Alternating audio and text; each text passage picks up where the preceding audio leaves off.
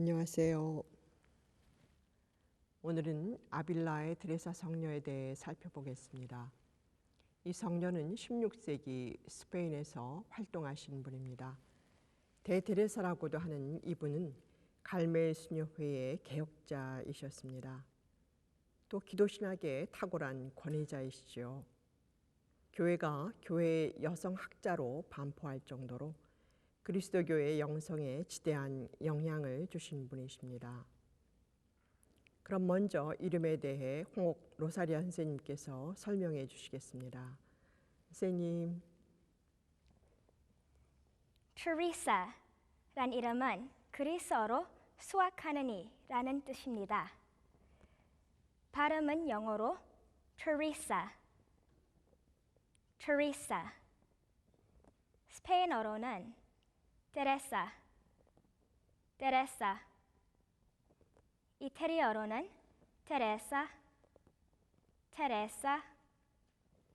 프랑스어로는 테레스,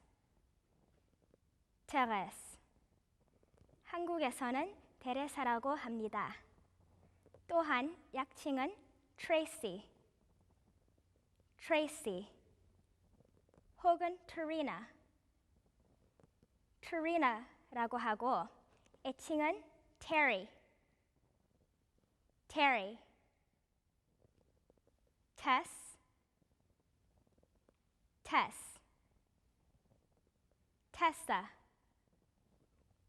테사, 그리고 리스라고 합니다.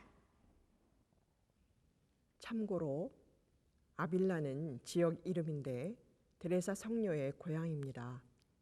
같은 이름의 성인이 많을 경우 지역 이름을 붙여서 구분을 하죠. 아빌라의 드레사 축일은 10월 15일입니다. 또 한 분 데레사라는 위대한 성녀가 계시죠. 바로 10월 1일이 축일인 소아데레사 성녀이십니다. 그분은 프랑스 리즈위에 있는 갈멜 수녀원에 입회해서 리즈위의 데레사 혹은 소아데레사라고 합니다. 그럼 아빌라의 드레사 성녀가 활동하시던 당시의 시대적 배경을 잠깐 살펴보겠습니다. 16세기 유럽에서는 독일과 스위스를 중심으로 교회 밖으로의 개혁운동이 일어 결국 교회 분리를 가져왔습니다. 그러나 이와는 달리 스페인은 교회 안에서 관상수도회들이 스스로 영성적 쇄신을 통한 자체 개혁을 이끌어갔습니다. 이는 수도회만이 아니라 교구 사제들과 그리고 일반 신자들의 삶에도 아주 많은 긍정적인 영향을 주었습니다. 신앙을 행동으로 옮길 수 있도록 도와주고 또 기도를 위한 다양한 방법론을 제시하였지요. 이 시기에는 로열라의 성 이냐시오, 아빌라의 성녀 데레사, 십자가의 성 요한 등 대영성가들이 많이 배출됩니다. 그럼 생애를 살펴보겠습니다.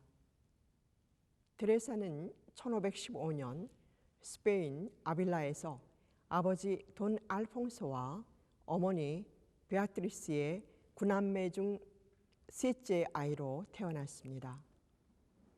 부모님으로부터 기도의 삶과 성모님의 신심을 배운 데레사는 어린 나이인 6살 때부터 기도를 하기 위해 늘 고요한 곳을 찾았다고 하지요. 거의 동갑내기인 오빠가 있었는데 늘 함께 순교 성인전을 읽었답니다. 그는 7살 때 오빠와 함께 순교에 대한 열망을 품고 그리스도인을 박해하던 아프리카에 있는 무오스라는 곳으로 가다가 친척에게 붙잡혀 왔다고 합니다. 그래서 대신에 은둔 생활을 한다고 집의 구석진 곳에 돌을 쌓기도 했지요. 후에 그녀는 하느님께서 어린 시절에 베풀어 주신 은총을 생각할 때 그저 깊은 감동에 젖을 뿐이라고 회고합니다. 12살이 되던 해에는 어머니가 돌아가셨지요. 어머니를 잃은 데레사는 성모님께 나의 어머니가 되어달라고 간절히 기도하면서 외로움과 슬픔을 이겨냈습니다. 그럼 성녀 데레사의 10대는 어떠하였을까요?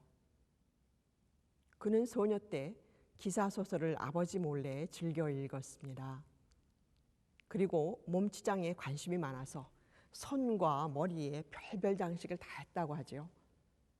또한 이야기를 잘해서 그녀 주위에는 늘 사촌 형제들과 친구들이 이렇게 모였다고 합니다. 그러나 가족들이 좋아하지 않는 소녀와 어울리고 그 친구와 늦게까지 이야기를 하곤 하였지요. 그래서 주위로부터 따가운 시선을 받으면서 자기를 나쁜 아이로 생각할까 걱정이 되기 시작하였습니다. 그래서 마을에 있는 아우구스티노 수녀회가 경영하는 학교 기숙사에 들어갔습니다. 후에 드레사 성녀는 자기의 소녀 시절을 회고하면서 경험으로 보아 우리의 천상은 좋은 것보다는 나쁜 것에 기울어지기 쉽다고 고백하십니다. 그리고 그런 사귐이 자신의 영혼이 간직하고 있던 좋은 성향과 덕을 거의 다 앗아갔다고 하셨습니다. 다음은 데레사의 수도 성소에 대해 살펴보겠습니다. 수녀원 학교 기숙사에서의 생활은 어려웠고 싫었습니다. 그러나 1년 반 동안 수녀님들의 경건한 삶의 모습을 보는 것은 즐거웠다고 하지요. 데레사는 명랑하고 모든 일에 열정적이며 활달했습니다. 그래서 그곳에서도 많은 사랑을 받았지요.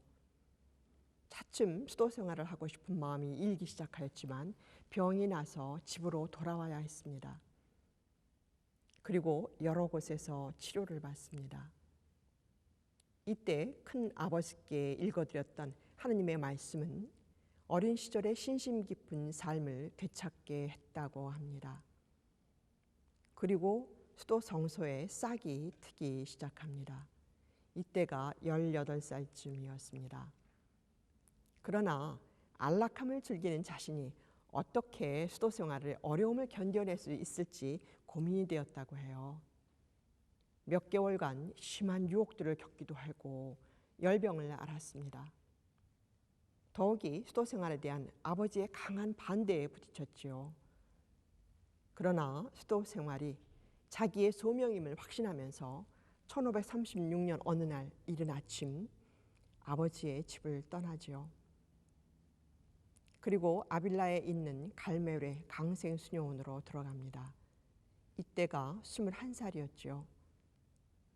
데레사는 아버지의 집을 나왔을 때 느낀 고통은 죽음도 이 이상 괴롭지는 않았을 것이라고 합니다. 그러나 수도 생활은 즐거움이었다고 합니다.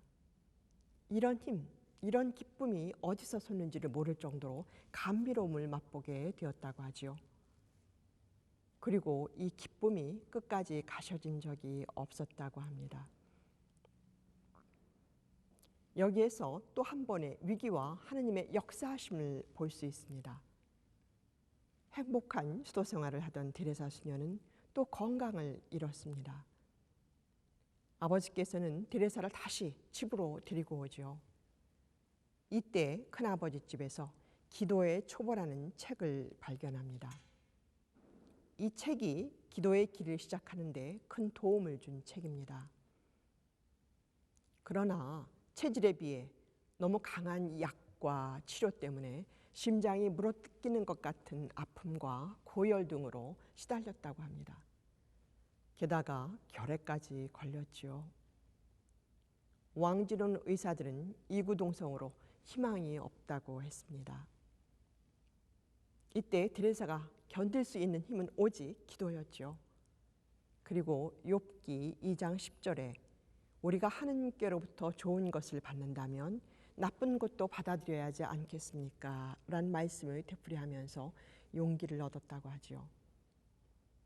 23살이었던 8월에 나흘 동안 감각이 없었습니다. 수도원에서는 장례를 위해 묘를 준비해 두었고 옆에 남자 수도원에서는 연도까지 바쳤다고 하지요. 그러나 아버지의 반대로 매장을 못했습니다. 사람들은 죽은 줄 알고 이 눈 위에 촛물을 떨어뜨려 보기도 했지요. 마침내 정신이 돌아온 테레사는 즉시 고백성사를 청했고 눈물을 흘리며 성체도 모셨습니다. 아직도 온몸의 뼈가 부서지는 것 같은 통증을 느끼지만 너무 수녀원으로 돌아오고 싶었습니다. 결국 테레사는 수녀원으로 돌아옵니다. 투병 생활 3년 후에서야 처음으로 방바닥을 기어갈 수 있었다고 합니다. 그럼 여기서 우리가 무엇을 볼 수 있을까요? 하느님의 부르심이죠. 짧은 기간이었지만 삐딱했던 10대의 테레사는 주위 시선 때문에 수녀원의 학교 기숙사로 숨어버렸죠. 그러나 하느님께서는 테레사가 수녀님들의 경건한 삶을 보면서 수도성서에 눈을 뜨게 만드셨습니다. 그리고 중병 중에 접한 책은 기도 생활을 맛들이게 하였죠. 더구나 활달하고 열정적인 능력자였던 테레사는 충분히 교만할 수 있었습니다.